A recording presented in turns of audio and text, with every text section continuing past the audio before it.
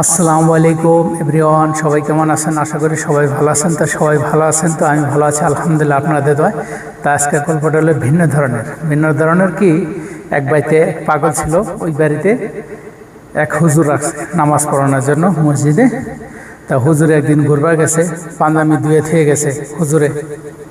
তা হুজুরে পায়জামা পরিয়া আর সাদা গেঞ্জি গাইতে গেছে।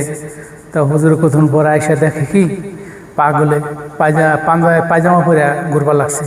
তখন হুজুর বলতেছে, শালা আমার পায়জামা হলো একটা, পায়জামা তো আমি পরে গেছি, তো হুজুর পাগলে পায়জামা হলে কই? তো ডাক দিছে, ডাক দিয়ে দেয় কি হুজুরের পাঞ্জাবি পইরা পাগলে আটপা লাগছে।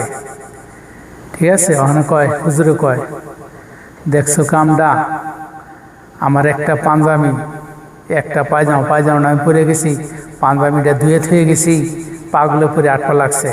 তা পাগলে যদি বুঝতো যে এটা পায়জামা আর এটা পাঞ্জাবি গায়ে দিতে হয়, পায়জামা পরতে হয়।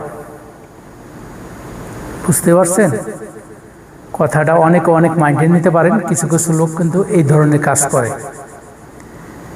মানে কোন অঙ্কটা কোন হানে লাগাইবো তা জানা না।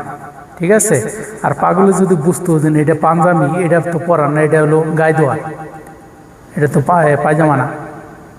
তো হুজুর বলে, একই বলে পায়জামা। ঠিক আছে, হুজুর খালি একটা বলি একটাই হুজুর, যে শালা পাগলে পায়জামা হলে বই। ঠিক আছে, কথাটাকে মাইন্ডে নেন না। বুঝলে বুঝপাতা, না বুঝলে তেজপাতা।